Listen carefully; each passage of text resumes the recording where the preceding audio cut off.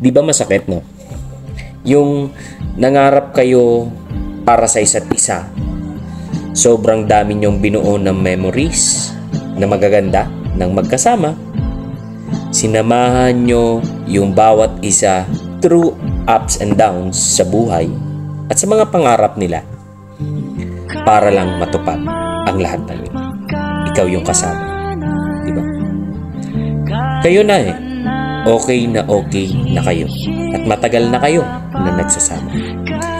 Habang isang araw, kumpleto na ang sasakyan at umuusad at umaandar na kayo patungo sa susunod na kabanata ng inyong buhay.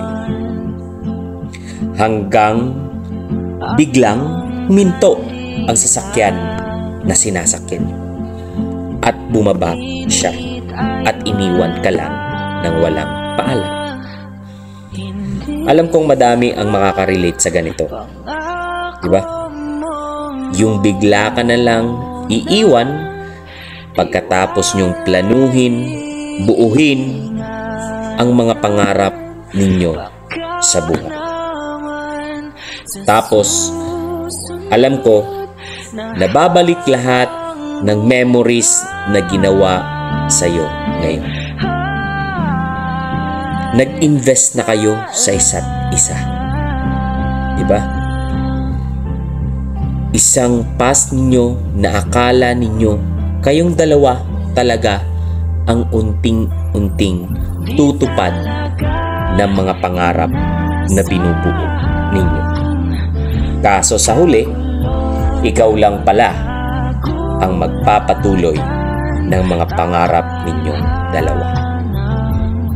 Dahil nga, binitawan ka na niya sa mga pangarap ninyong dalawa. Oo, itutuloy niya pa rin ang mga pangarap ninyo.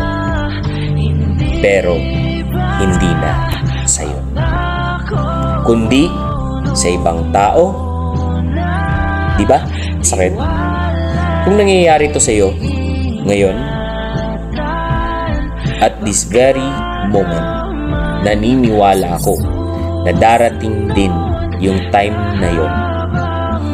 Magkakaroon ka ng tao na bubuo at sasamahan ka sa mga pangarap mo.